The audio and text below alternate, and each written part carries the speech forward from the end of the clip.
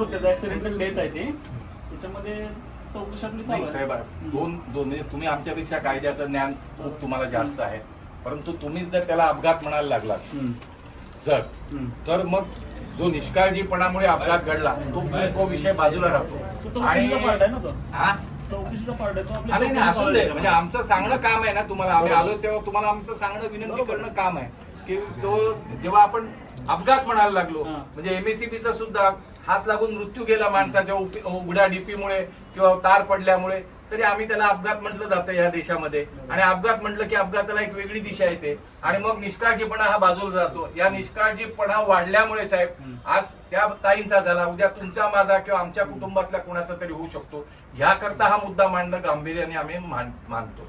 इथे जो अपघात घडावा त्या अपघाताला कोणी ना कोणी कारणीभूत असतोच. आणि या ठिकाणी कारणीभूत आहे आमची महानगर